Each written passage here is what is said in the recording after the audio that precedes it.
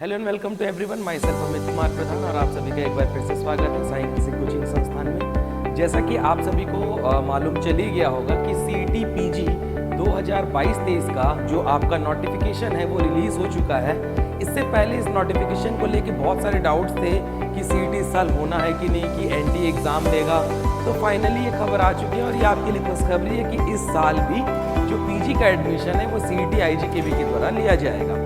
अब बात आती है कि इस नोटिस में क्या क्या चीज़ें लिखी गई हैं, एग्जामिनेशन कब है, क्या एलिजिबिलिटी है, क्या इसका फीस है, इन सारी चीज़ों के बारे में जो पूरा कंप्लीट डिटेल है ना वो आज आपको इस वीडियो में देखने को मिलेगा। तो इस वीडियो को बिल्कुल भी मिस ना करें और स्टार्टिंग से लेकर एंड तक देखें और ज़्यादा से ज़्यादा इस वीडियो को शेयर करें ताकि ज़्यादा से ज़्यादा लोगों को इस बारे में पता चले। साथ ही साथ आपके लिए एक और न्यूज़ भी है जो आपके लिए खुशखबरी भी है। जैसे कि आप सभी को पता है कि REO RHO CET का जो महासंग्राम टेस्ट है वो होने वाला है, जहां पर फर्स्ट रैंक लाने वाले कॉम्पिटिटर को 10,000 रुपये का इनाम कृषि मंत्री जी के द्वारा दिया जाएगा। साथ ही साथ टॉप 3 में आने वाले स्टूडेंट को हमारे कोचिंग संस्थान के द्वारा फ्री में कोचिंग दिया जाएगा और उसके बाद के भी टॉप 10 के स्टूडेंट्स को अलग अलग परसेंटेज का डिस्काउंट मिलेगा। एंड साथ ही साथ जो भी इस टेस्ट को देंगे उन सारे स्टूडेंट्स को 10% का डिस्काउंट दिया जाएगा हमारे कोर्स में। तो सबसे पहले हम नोटिस की बात करते हैं कि क्या नोटिस आया है। जैसे कि आप देख सकते हैं, इंदिरा गांधी कृषि विश्वविद्यालय के डायरेक्टर इंस्ट्रक्शन या कंट्रोलर ऑफ एग्जामिनेशन, जिसे हम DI कहते हैं, DI के द्वारा ये नोटिफिकेशन रिलीज की गई है, जिसमें क्लियरली लिखा है कि online application are invited for the admission of PG examination of this course, जो भी है आपका faculty agriculture, horticulture and agriculture engineering. Generally IGKB में 3 फैकल्टीज ही मेनली चलती हैं, agriculture, MSc agriculture, MSc horticulture and MSc agriculture engineering. इसके अंतर्गत फिर अलग अलग कोर्सेज चलते हैं, जैसे कि MSc एग्रीकल्चर के अंतर्गत एग्रोनॉमी है, आपका सॉइल साइंस है, एंटेमोलॉजी है, ये हम आगे देखेंगे। हॉर्टिकल्चर के अंतर्गत जैसे वेजिटेबल साइंस है, फ्रूट साइंस है, एग्रीकल्चर इंजीनियरिंग के अंतर्गत जैसे सॉइल एंड वाटर कंजर्वेशन है। तो ये अलग अलग डिपार्टमेंट्स हैं। तो जो मेन चीज आपके लिए है, जो खुशखबरी है, जो डेट है, वो ये है कि ये एग्जामिनेशन 12 जून 2022 को होने वाला है। मतलब ये मान के चले कि अगर आज हम डेट लेके भी चले, अप्रैल का अगर 10 तारीख भी मान के चले, तो आपके पास पूरे 2 महीने का टाइम बचा हुआ है। और ये 2 महीने बहुत ही इंपॉर्टेंट होने वाले हैं क्योंकि ये आपके आगे के 2 साल डिसाइड करने वाले हैं। देन इसका जो फॉर्म का लास्ट डेट है वो 10 मई तक का रहेगा। एंड जो चीज़ आपको जाननी है वो ये कि जो सारे डिटेल्स हैं वो आपको 20 अप्रैल से मिलने शुरू हो जाएंगे। मतलब फॉर्म फिलअप करने का, जो आप फॉर्म फिल करेंगे उसका बोल सकते हैं कि फॉर्म आपका जो है वो 20 तारीख से आपके IGKB के साइट पे अपडेट हो जाएगा। देन यहाँ पर दिया गया है कि क्या एलिजिबिलिटी क्राइटेरिया होगी, तो सभी को ये चीज़ के बारे में पता होगा, बट फिर भी हम बहुत बेसिक से जानते हैं। मैंने आपको बताया 3 फैकल्टी है।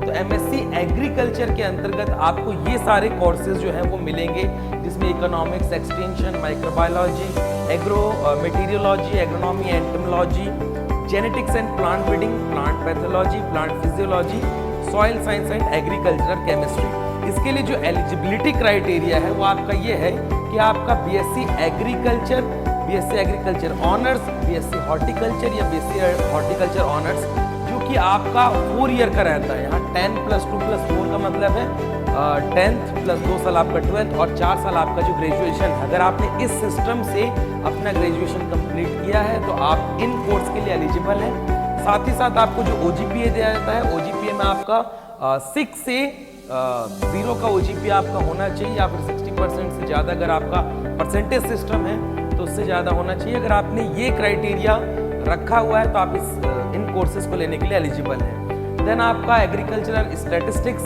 और plant molecular biology and biotechnology और एग्री बिजनेस मैनेजमेंट, ये भी आपके किसके अंतर्गत आएंगे, फैकल्टी ऑफ एग्रीकल्चर के अंतर्गत ही आएंगे। इसमें एक और कोर्स भी आपका MSc फॉरेस्ट्री।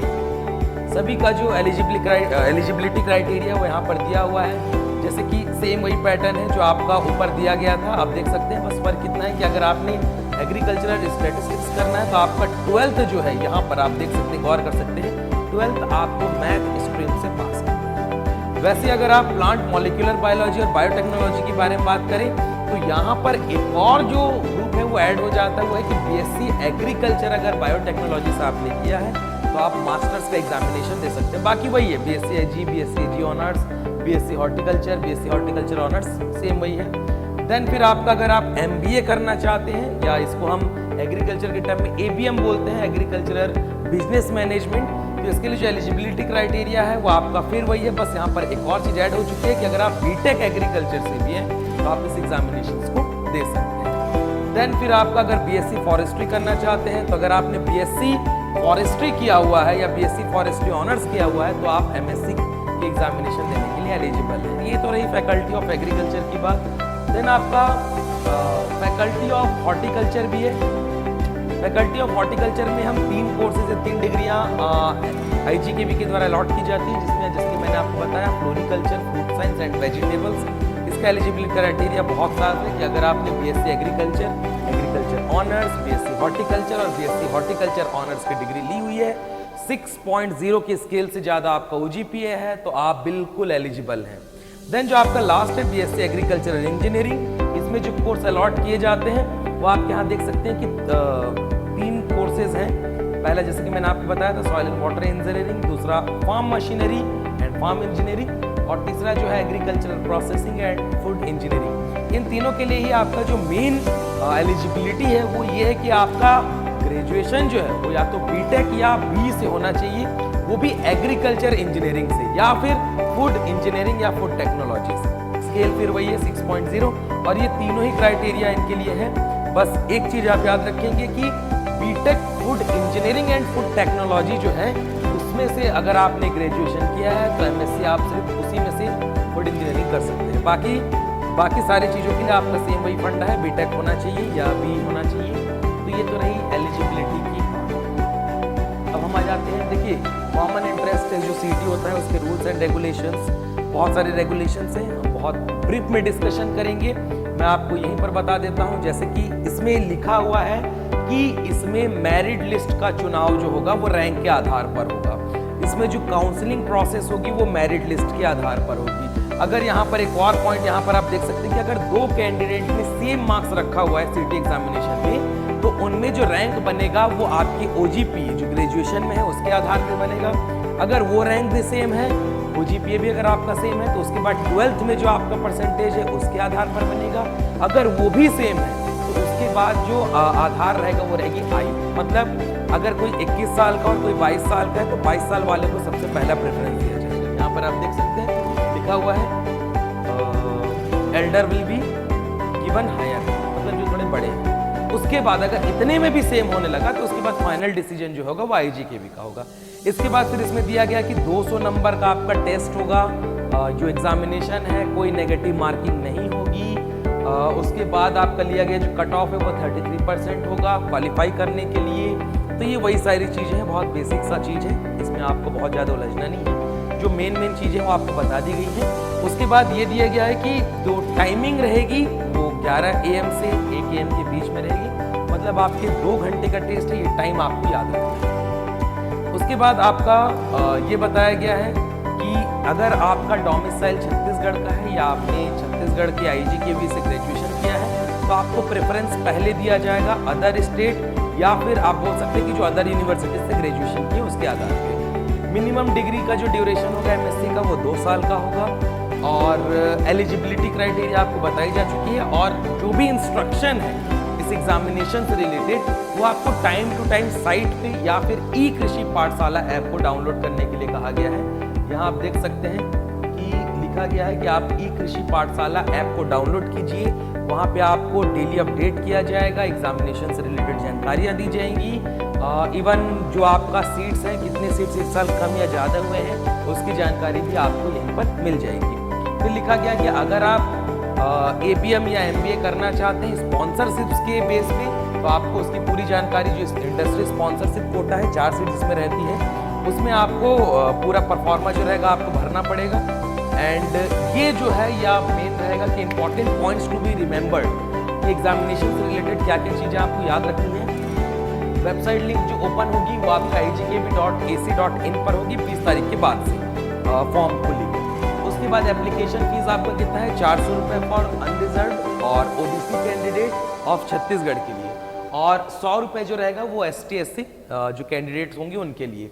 देन ओपनिंग जैसे कि मैंने आपको बताया 20 तारीख लास्ट डेट होगा आपका कितना 10 मई। एग्जामिनेशन का डेट है आपका 12 मई, सॉरी माफ कीजिएगा 12 जून 11 से लेकर 1 बजे तक। फिर एक और भी डेट है, अगर यहाँ दिया है कि नहीं मुझे नहीं पता, फिर भी मैं आपको बताता हूँ। जो मॉडल आंसर है वो 20 तारीख को आपका आ जाएगा। ये आपके सेंटर्स होंगे जैसे कि Raipur, BTC college Bilaspur, RMD CARS Ambikapur, SG CARS Jagdalpur, SV college of engineering Raipur, college of agriculture and research station Janjgir Champa, फिर आपका DKS CARS Bhatapara, college of dairy technology Raipur, KLS college of horticulture Rajnandgaon, college of agriculture CARS Bemetara, CARS Kanker, CARS Jagdalpur, CARS Koriya. और अगर उनको लग रहा है कि और सेंटर्स बढ़ाने हैं तो ये कमेटी के ऊपर उन्होंने छोड़ दिया है कि any other centre decided by the committee. अगर नंबर ऑफ कैंडिडेट ज़्यादा होते हैं या फिर ये बोल सकते हैं कि सेंटर्स में स्टूडेंट नंबर ऑफ स्टूडेंट्स बहुत ज़्यादा बढ़ जाते हैं, तो अगर अलग से सेंटर्स डिसाइड करना तो वो कमेटी के द्वारा होगी। अब ये जैसे कि मैंने आपको बताया था कि क्या क्या कौन कौन से जो कोर्सेज हैं डिपार्टमेंट्स वो कौन कौन से कॉलेज में होते हैं, तो ये सभी आपको पता ही होगा कि रायपुर में ऑलमोस्ट सारे कोर्स ही होते हैं। इंजीनियरिंग, अच्छा बीटीसी कार्स बिलासपुर की बात की जाए तो यहाँ पर एग्रोनॉमी है, जेनेटिक्स है, entomology, plant pathology, soil science and vegetable science. RMD cars में आपके 3 कोर्स ऑफर होते हैं, agronomy, genetics and plant breeding, entomology. Jagdalpur में आपके 5 कोर्स अलॉट होते हैं, agronomy, genetics, soil science, entomology and pathology. फिर ये बाकी हॉर्टिकल्चर के हैं जैसे कि कॉलेज ऑफ हॉर्टिकल्चर जगदलपुर में फ्रूट एंड वेजिटेबल्स अलॉट होता है, बट यहाँ फ्लोरिकल्चर नहीं है। फ्लोरिकल्चर आपका रायपुर में दिया गया है और आपका राजनांदगांव में दिया गया है। राजनांदगांव में तीनों ही कोर्सेज हैं, vegetable, fruit and floriculture. As it is Raipur में भी तीनों कोर्स हैं, फ्लोरिकल्चर, फ्रूट्स एंड आपका वेजिटेबल्स। देन यहाँ पर ये जो है ये मेन डेट्स हैं जैसे कि आपको बताया गया था। ये चीज़ पहले आप देख सकते हैं कि 20 तारीख से लेकर 10 मई तक का आपका क्या है फॉर्म भरने का टाइम है। फिर 11 मई से लेकर 13 मई तक अगर आपने फॉर्म भर दिया और जो आप बैंक से भुगतान वापस हो जाने पर वापस आपको जमा करना है शुल्क। फिर प्रवेश पत्र जो है वो आपका 1 जून से आ जाएगा जो आप 12 जून तक डाउनलोड कर सकते हैं। फिर एग्जामिनेशन आपका 12 जून को है और जैसे कि मैंने अभी आपको बताया था कि 20 जून को मॉडल आंसर जारी हो जाएगा। 21 जून से 23 जून तक अगर आप दावापत्ती करना चाहते हैं तो आप दावापत्ती कर सकते हैं। और जो रिजल्ट है जो जिस चीज़ का आप इंतज़ार कर रहे हैं इतने सालों से वो आपका 8 जुलाई को हो जाएगा और इसके बाद काउंसलिंग की प्रोसेस डिसाइड की जाएगी जो होगी। यहाँ पर एक चीज़ लिखा है कि ऑनलाइन आवेदन करने तो अंतिम तिथि का इंतजार ना करें और समय से आवेदन करें जिससे कि आप जो ट्रैफिक है, हैवी ट्रैफिक होता है जब फॉर्म भरते टाइम वो ना हो। इन डेट से रिलेटेड चेंजेस भी जो है अकॉर्डिंग टू सिचुएशन जो आपके होंगे उसके अकॉर्डिंग आगे पीछे हो सकते हैं, बट फिलहाल आप इसी डेट को फाइनल मानकर अपनी प्रिपरेशन स्टार्ट करें। देखिए बहुत कम टाइम बचा है आपके पास, 2 महीने का टाइम है और बहुत सारी चीज़ें आपको पढ़नी है तो आपको प्रिपरेशन बेटर करना पड़ेगा। इस प्रिपरेशन को बेटर करने के लिए हम और हमारी फैकल्टी जो है वो यहाँ से आपकी नई बैच जो है, जी हाँ इसको बहुत ध्यान से सुने, साई कृषि कोचिंग संस्थान बिलासपुर और रायपुर दोनों ही जगहों पर 12 अप्रैल से मतलब जस्ट आपका जो महासंग्राम का टेस्ट है जो 11 अप्रैल को होगा उसके जस्ट अगले दिन से हमारी बैचेस शुरू हो जाएंगी। तो आप जल्दी से जल्दी एडमिशन करवा लीजिए। एडमिशन के प्रोसेसेस में भी आपको लिमिटेड सीट्स मिलेंगी जिसमें डिस्काउंट जो है वो आपको दिया जाएगा अगर आप टेस्ट देते हैं। जैसे कि मैंने आपको बताया था रैंकिंग, फर्स्ट रैंक वाले को 10,000 वो भी कृषि मंत्री जी के द्वारा, फिर सेकंड और थर्ड रैंक वाले को पूरी कोर्स जो है वो फ्री दी जाएगी। फिर आगे के जैसे जैसे आप रैंक बढ़ते जाएंगे आपको 75, 50%, 25% ऐसे आपको डिस्काउंट मिलते जाएंगे। और अगर आपने टेस्ट में पार्टिसिपेट ही किया है और अगर आपका रैंक नहीं भी आ पाया तो डरने की ज़रूरत है, 10% का डिस्काउंट आपके लिए भी है। तो अपॉर्चुनिटी मिस मत कीजिए, टाइम ज़्यादा वेस्ट मत कीजिए, जल्दी से जल्दी इसको ज्वाइन कीजिए, जल्दी से जल्दी अपनी पढ़ाई स्टार्ट कर दीजिए और जल्दी से जल्दी सीट लेकर एक बेहतर कॉलेज में अपना मास्टर्स का जो डिग्री है वो स्टार्ट कर लीजिए। साथ ही साथ एक चीज़ मैं आपको बताना चाहूँगा, जैसे कि मैं बार बार आपको बोल रहा हूँ कि जो महासंग्राम टेस्ट है वो पहले 10 अप्रैल को होने वाला था, वो अब एक दिन बाद पोस्टपोन कर दिया गया। मतलब 11 अप्रैल को आपका महासंग्राम का टेस्ट जो RURHO महासंग्राम है वो टेस्ट होने वाला है। जिन भी लोगों ने इस टेस्ट के लिए रजिस्ट्रेशन नहीं किया है अभी तक वो जल्दी से जल्दी जाए हमारे ऐप पर या वीडियो के लिंक के डिस्क्रिप्शन में जाए, वहाँ पर ऐप ओपन करें और जल्दी से जल्दी अपना रजिस्ट्रेशन डन कर लें और रजिस्ट्रेशन डन करके 10,000 जीतने का सुनहरा मौका अपने लिए अपने नाम कर लें। आज की वीडियो में इतना ही है। इस वीडियो को ज़्यादा से ज़्यादा शेयर करें ताकि जितने भी लोगों को इसकी जानकारी मिल सके उतना अच्छा होगा। ज़्यादा से ज़्यादा लोग यहाँ पर आएंगे। और कंपटीशन देखो यार, कंपटीशन पता करने का सबसे बेस्ट तरीका कि आप ज़्यादा से ज़्यादा लोगों के साथ कॉम्पीट करो, तब आपको पता चलेगा आप स्टैंड कहाँ पर है। तो इतना ही आज की वीडियो में।